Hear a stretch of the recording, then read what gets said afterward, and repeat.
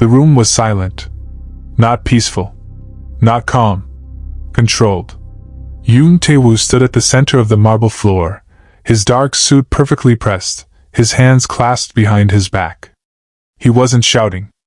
He wasn't moving. He was simply standing there, and somehow, that was worse than anything else he could have done. 7 men were kneeling in front of him. Grown men. Men who carried weapons and gave orders to others. Men who, outside of this room, were feared in their own right. In here they were nothing. Park Sung-kyu stood slightly behind his boss, face blank, eyes sharp. He had been beside Tae-woo for 11 years. He had witnessed things that would break most people. And even he kept a careful, respectful distance. Everyone in this building knew the rules. You don't look at Yoon Tae-woo too long. You don't speak unless he speaks first. And you do not, ever, make him wait. Those 7 men had made him wait tonight. People said Tae-woo hadn't smiled in 7 years. Not when his enemies begged. Not when he won. Not ever. But tonight was going to be different. Because someone was about to walk through that door. And she wasn't afraid of him. His name moved through Seoul like a ghost story. Yoon Tae-woo. People whispered it in back alleys, in restaurants, behind closed doors. They never said it too loudly. Never in the open. As if saying his name at full volume might somehow summon him. He controlled 3 districts in the city. Not with loud displays of power. Not with guns waved in the air or shouted threats. He controlled them quietly. Through networks, through money, through the kind of respect that is built entirely on fear. Business owners paid him without being asked twice. Police officers looked the other way. Politicians took his calls before anyone else's. The stories about him were everywhere. There was the rival group leader who had challenged him 2 years ago. He disappeared within a week. No body. No trace. Just gone. There was the finance director who had stolen from him. The man still worked his job, walked his dog every morning, picked up his children from school. But everyone who knew the story said that man hadn't slept properly since the night Tae-woo had shown up at his office, sat down across from him, and simply said his name. That was enough. Yoon Tae-woo didn't need to raise his voice. His silence did all the work. The 7 men had made a mistake. It wasn't a major one, not by most standards. They had delayed a shipment by 12 hours because of a miscommunication. A small error. The kind that happens in any business. But this was not any business. Tae-woo looked at the first man kneeling on the floor. He didn't speak for a long time. The man's hands were trembling against his thighs, his head bowed so low his chin almost touched his chest. You had one instruction, Tae-woo finally said. His voice was low. Quiet. Almost gentle. That gentleness made it more terrifying. One instruction, he repeated. And you couldn't follow it. Park Sung-kyu shifted slightly beside him, already calculating consequences, already deciding which of the men would be reassigned, which would be demoted, which would be sent somewhere far away from the tower. Tae-woo didn't raise his voice after that. He simply gave instructions in the same quiet tone and walked away from the kneeling men before their punishment had even been fully delivered. That was the thing about him. He never stayed to watch the aftermath. He had already moved on. As if they weren't worth his continued attention. As if nothing in this world had the power to hold him. Maya Canola woke up at 4:45 every morning. Not because she wanted to. Because she had to. The cleaning shift at the Hwan Tower started at 6, and the bus from her neighborhood took exactly 47 minutes. She had learned that the hard way during her first week, when she had missed it and arrived 9 minutes late. Her supervisor had docked her pay without a word of warning. She didn't let it happen again. Maya was 26 years old. She had come to Seoul 14 months ago on a work visa, following a job offer that had seemed promising on paper. That job had fallen apart 3 months in when the company closed without notice, leaving her and several others with unpaid wages and nowhere to turn. She had found the cleaning position through a notice board at a community center. It wasn't what she had planned. But it paid on time, and in her current situation, that mattered more than anything else. She sent money home to Lagos every month. Her younger brother was in his second year of university. Her mother's medications weren't cheap. There was no room in Maya's life for fear or complaints. She got up. She got dressed. She went to work. That was all she allowed herself. The Huan Tower was 32 floors of dark glass and steel. From the outside, it looked like any other modern office building in the city. Security cameras above every entrance. A front desk staffed by men who never smiled. A lobby floor so polished you could see your own reflection in it. Most people who worked in the building knew only their own floor. The cleaners were assigned specific sections and specific hours. They were not to go where they weren't scheduled. They were not to ask questions. They were not to linger. Maya had been assigned to floors 12 through 15 for the past 8 months. Office spaces. Conference rooms. Quiet hallways that smelled of printer paper and coffee. She had heard about the upper floors, of course. Everyone had. Floors 28 through 32 belonged to him. The cleaners who worked up there were a separate team. Handpicked. Background checked 3 times. They never talked about what they saw. Maya had never had a reason to go up there. And she had never wanted one. She kept to her floors. She did her work carefully and without complaint. She learned which conference rooms needed extra attention, which hallways were always clean, which corners people never bothered to look at. She was good at being invisible. It was a Tuesday morning when everything changed. Maya arrived at work to find a note from her supervisor taped to her locker. One of the cleaners assigned to the upper floors had called in sick. The building's maintenance schedule couldn't have gaps. Maya was being temporarily reassigned. Floor 30. She read the note twice. Felt something tighten in her chest. Then she folded the note, put it in her pocket, and picked up her cleaning cart. The elevator to the upper floors required a separate keycard, which her supervisor had left in her locker. Maya inserted it, pressed 30, and waited. The elevator was different from the ones she usually took. Quieter. The walls were dark wood paneling instead of metal. There was no music playing. When the doors opened, she stepped out into a hallway that felt like a different building entirely. Low lighting. Dark carpet. The air was cooler up here, and very still. She checked her assignment sheet. Conference room 3002. End of the hallway. She pushed her cart quietly, listening to the soft sound of the wheels on the carpet. The hallway was empty. Doors were closed on either side. Everything was perfectly, carefully neat. She reached room 3002 and pushed the door open. The room was not empty. Yoon Tae-woo was standing at the window. He turned slowly when the door opened. His expression didn't change. He simply looked at her. Maya stopped. Behind her, she heard a sharp sound.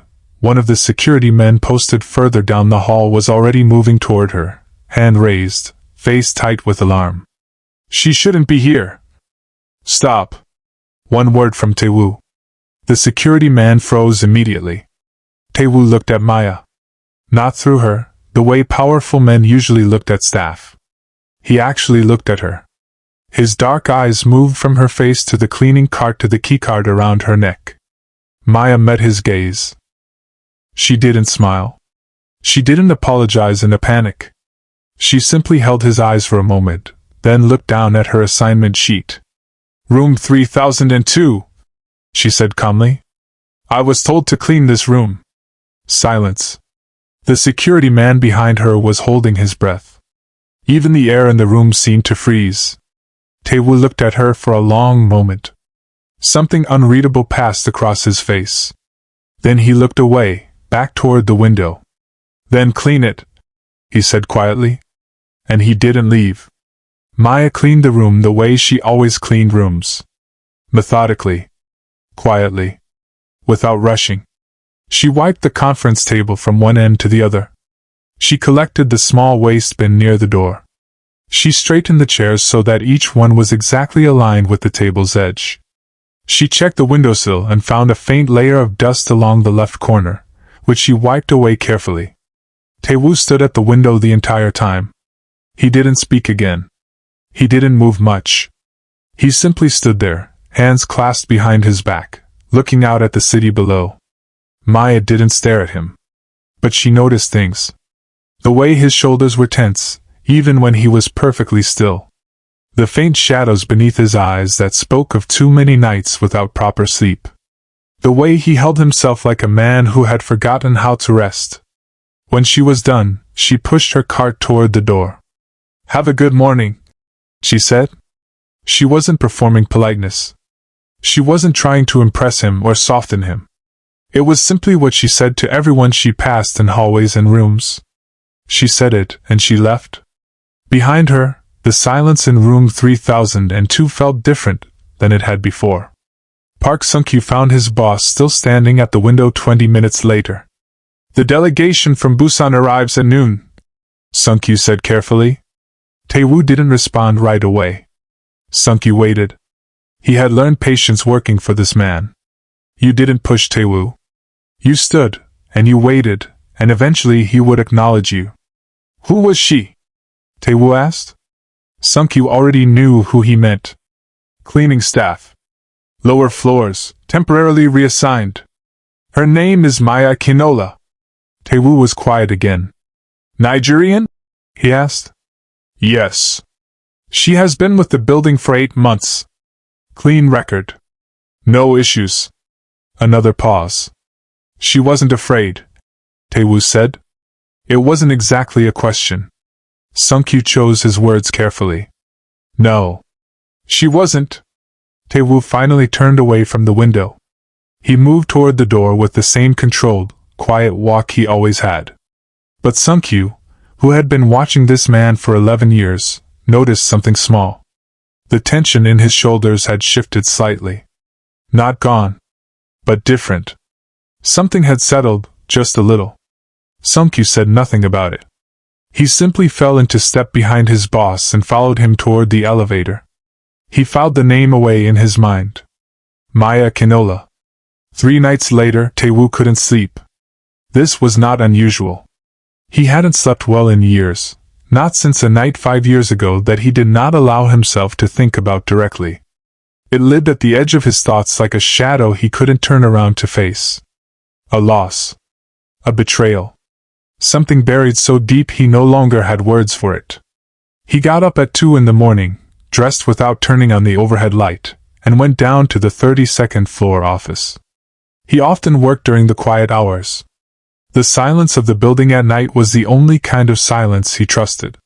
He was reviewing financial documents when he heard the soft sound of wheels in the hallway. He looked up. Through the glass panel beside his office door, he saw a cleaning cart moving slowly past. He frowned. Cleaning shifts for the upper floors ran from midnight to 3. He knew this. But the person pushing the cart was not one of the regular night cleaners. It was her. Maya was moving down the hall with the same focused, unhurried pace she had used in the conference room. She didn't look toward his office. She was looking at her work. Tae-woo watched her for a moment. Then he looked back down at his documents. But he didn't read a single word for the next 10 minutes. Maya had been reassigned to the upper floors permanently. She didn't know why. She didn't ask. Her supervisor had simply told her on Friday that her section was changing starting Monday, handed her a new keycard, and moved on. Maya accepted it the way she accepted most things. Without complaint. She learned the upper floors quickly. She was good at learning new spaces. She noticed which rooms were used frequently, which ones barely ever opened. She noted that the hallway outside the 32nd floor office was always clean. Someone had already been through it, but the windowsill at the far end was always missed. She cleaned it every time anyway. She also noticed that someone was always in that office, no matter what hours she passed. Sometimes she saw the shape of a man through the frosted glass, perfectly still at a desk. Other times the lights were off but the door was slightly open, and she could sense the presence of someone inside. She didn't slow down when she passed it. She kept her pace. Did her job. Said her quiet greeting to the 2 security men who were always posted at either end of the hallway. They had stopped looking alarmed when they saw her. That, in this building, was as close to a welcome as she was likely to get. It was a Wednesday evening, close to 9 o'clock. Maya was finishing the last section of her rounds when she passed the small side room near the stairwell, a rest area, technically, though she had never seen anyone use it. It had a small counter, a sink, and an electric kettle. She paused. The kettle had been left on. It had boiled dry, the element quietly burning with no water inside. She turned it off, filled it from the sink, and set it properly. Then, because she was already there and her thermos was empty, she made herself a cup of instant green tea from the packets left on the counter. She was sitting quietly, letting the tea cool, when the door opened. Tae-woo stopped when he saw her. Maya looked up. She didn't jump or scramble to her feet. She simply registered his presence, the way you register a door closing in another room. "The kettle was on dry," she said. "I turned it off." He said nothing. He moved to the counter, filled a small cup of water, and drank it standing up. Then he looked at her tea. "The green tea in this building is terrible," he said quietly. It was the most words he had ever said to her. Maya looked at her cup. "It is," she agreed. After that evening, something shifted. Not dramatically. Nothing about Yoon Tae-woo ever changed dramatically. But Sung-kyu noticed it the way he noticed everything. Tae-woo had started leaving the door of the side rest area slightly open on the evenings when he knew the upper floor rounds were scheduled. He never went there first. He always appeared sometime after, as if he had simply decided to stop in for water. Then the green tea packets on the counter changed. One morning, Sung-kyu found a box of a different brand there. Higher quality. The kind that had a proper fragrance when you opened the wrapper. He checked the building's supply request records and found that no one had officially ordered them. He said nothing. He also noticed that his boss had started sleeping better. Not perfectly, before had been a long time ago. But the deepest shadows under Tae-woo's eyes had lightened slightly. The sharp edge of tension he carried like a second skin seemed, some mornings, to have softened just a fraction. Sung-kyu was a careful man. He didn't believe in coincidences. He pulled Maya's employment file and read through it again. Then he put it away and decided to watch and wait. He was very good at waiting. Kwon Dae-shik arrived at the Hwan Tower on a Thursday afternoon. He was the head of a rival faction, not a direct enemy, but not quite an ally either. His organization operated in the districts just outside the ones Tae-woo controlled. For years, the two had maintained a careful, cold distance. But Kwon wanted more territory. He had for a long time. He was a broad, loud man who wore his confidence like a weapon. He laughed too easily in rooms where no one else was laughing. He shook hands too hard and held eye contact just a little too long. He was the kind of man who was always testing, always measuring everyone around him. The meeting that day was about a potential joint arrangement. A shared delivery route. A business agreement. Tae-woo had agreed to the meeting as a professional courtesy. He sat across from Kwon in the 31st floor meeting room and said very little. Kwon talked more than enough for both of them. On his way back through the hallway afterward, Kwon passed Maya, who was pushing her cart toward the elevator. He watched her for a moment longer than necessary. Then he smiled the kind of smile that had nothing friendly in it. Sung-kyu, walking 2 steps behind, made a quiet note of it. The accusation came the following Monday. One of Kwon's men, a quiet, thin-faced man named Jean who had been sitting in on the Thursday meeting, came to Sung-kyu with the story. He said that a cleaner on the upper floors had been seen going through documents in one of the private offices. That she had been photographing pages with her phone. That she had been passing information to an outside contact. He gave a name. Maya Canola. Sung-kyu's face gave nothing away. He thanked the man, told him the matter would be handled, and sent him back to wherever he had come from. Then he stood alone in his office for a long moment. He had been in this business long enough to recognize a planted story. The timing was too neat. Kwon had been in the building less than a week ago. The accusation came with no evidence, only a name. But in the world Tae-woo operated in, accusations like this could not simply be dismissed. There were rules. Protocols. If a staff member was accused of spying, they had to be brought before the boss. That was how things were done. If it wasn't handled properly, it would look like weakness. Sung-kyu picked up his phone and made 2 calls. The first was to verify Maya's schedule from Thursday. The second was to arrange the meeting. They came for Maya at 8:15 in the evening. She was in the middle of cleaning the 3rd room on her round when 2 of the building's security men appeared in the doorway. Not the ones she recognized from the upper floor hallways. Different men. Broader. Colder. "You need to come with us," one of them said. He didn't explain. He didn't need to, apparently. Maya looked at them. She looked at her cart. She set down the cloth she was holding neatly on the edge of the cart. "All right," she said. She was taken to the 32nd floor, to a room she had never been inside. It was larger than the conference room she usually cleaned. Dark wood paneling on the walls. A long table. Low lighting overhead. Sung-kyu was standing to one side. 6 other men were positioned around the room, all of them still, all of them watching her. And at the far end of the table, in the single chair that faced the door, was Tae-woo. He was looking at her. Maya walked in, stopped at the center of the room, and looked back at him. Her heart was beating harder than usual. She could feel that clearly. But she did not let it show on her face.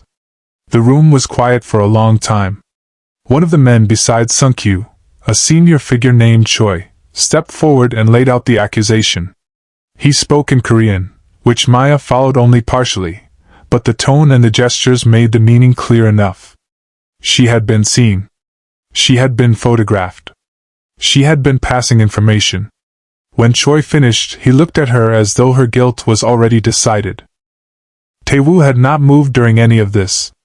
He was leaning back slightly in his chair, his hands resting on the armrests, his eyes on Maya.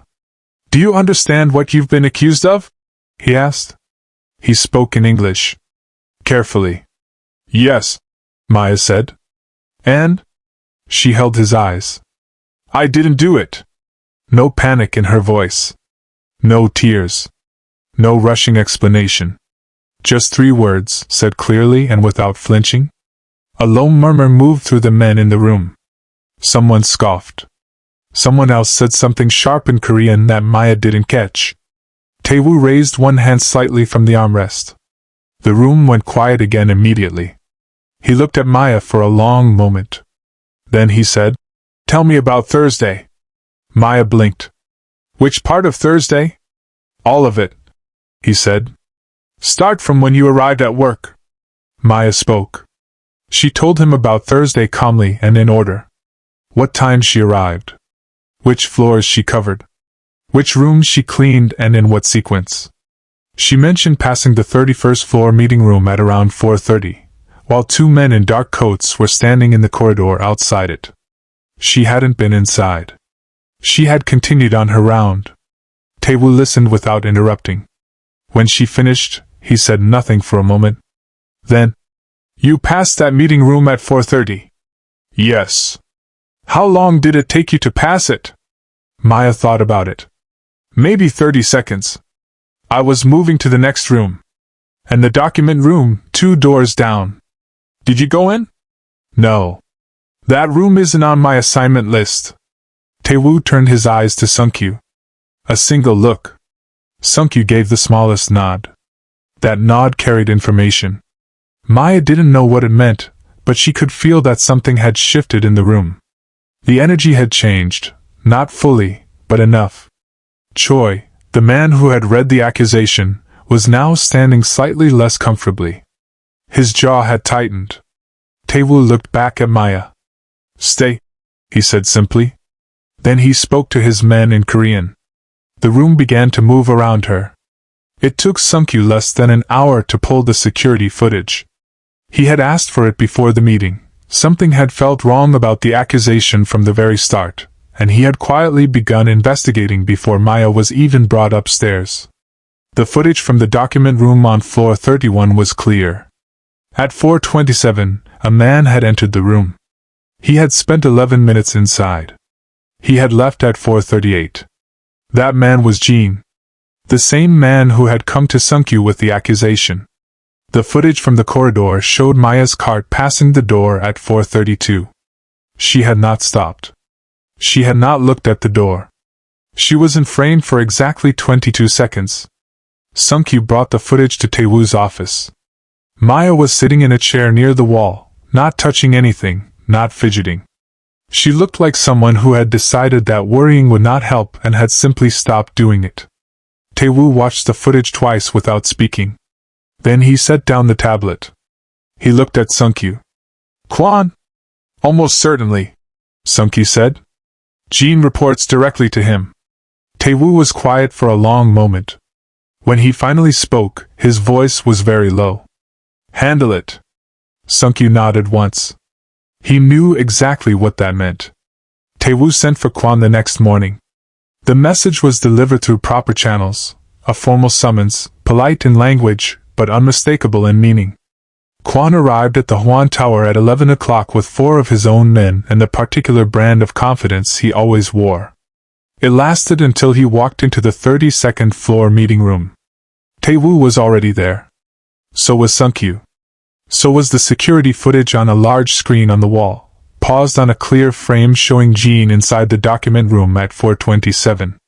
Kwon's smile faded slowly, the way light fades at the end of a day.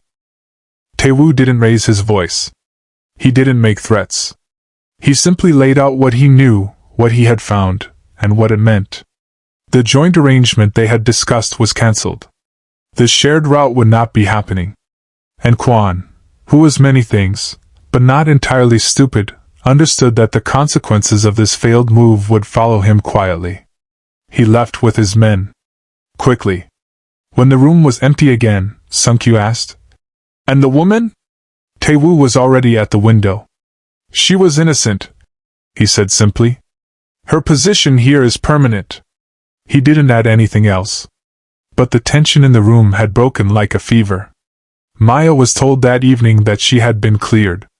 One of the regular security men she recognized from her floor, Officer Han, who had started giving a small nod of greeting in recent weeks, came to find her. "The investigation is closed," he said. "You can continue your work." Maya looked at him.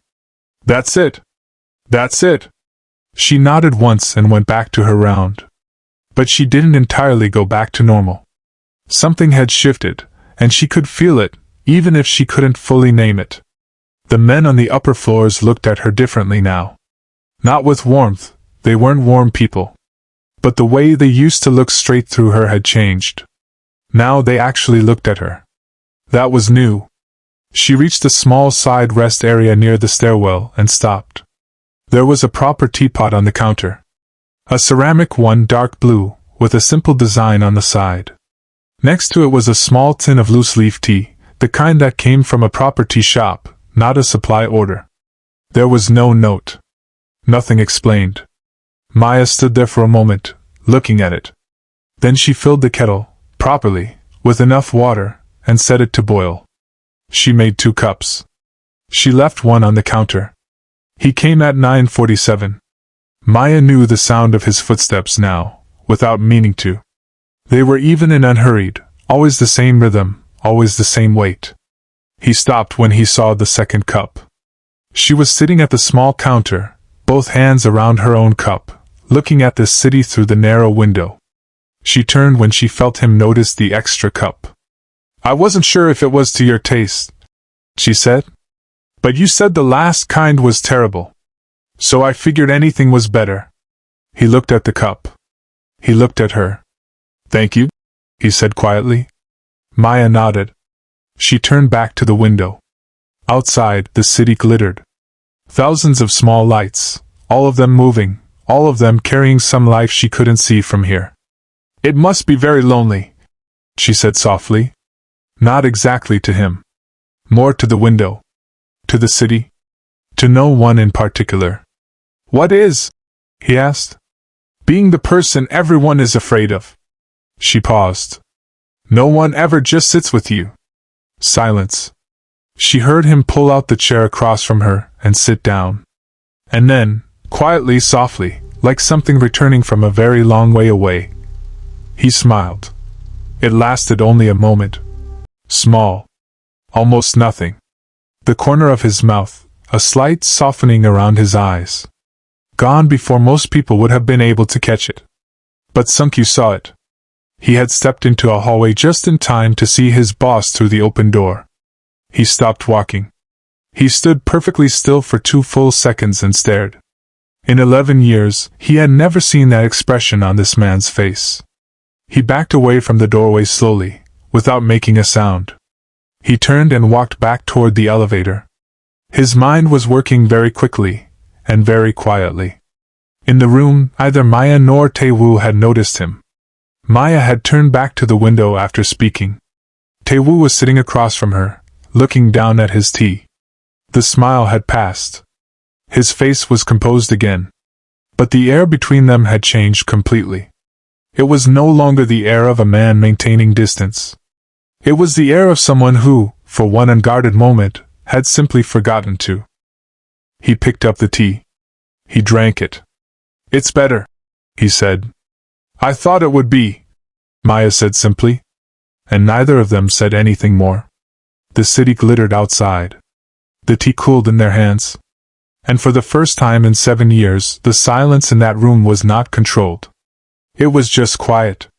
By the end of that week, the Hwan Tower felt different. No one could have pointed to exactly what had changed. Nothing was announced. Nothing was explained. There were no meetings, no new rules, no visible shifts in how the building was run. But the people who worked there every day felt it. The senior men who had watched Maya be brought into that meeting room were more careful now, not with her, exactly, but around her. Officer Han started holding the elevator door open when he saw her coming down the hall with her cart. The woman at the supply desk, who had never once spoken to Maya in 8 months, asked her one morning if she needed anything from the news shipment. Small things. Quiet things. Seung-kyu observed all of it with the careful attention that had kept him alive and useful for 11 years in this world. He watched how his boss moved through the building now. The pauses were different. The silences were different. Tae-woo still spoke little. He was still controlled, still cold to most people, still the man whose name moved through the city like a warning. But something inside that control had loosened, just slightly. Like a knot that had been tied too tightly for too long, finally given the smallest amount of space.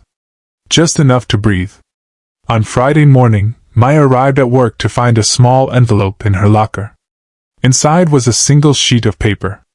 2 lines. "Your contract has been extended by 1 year. Report to floor 30 starting Monday." No signature. No explanation. She folded the paper and put it in her pocket. She took the elevator to the upper floors. She began her rounds the way she always did, methodically, without rushing, starting from the far end of the hallway and working her way toward the center.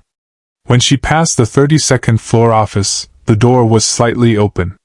Through the frosted glass, she could see the shape of a man at the desk. Still. Focused. The same silhouette she had seen there every morning for weeks now. Maya didn't slow down. She kept her pace.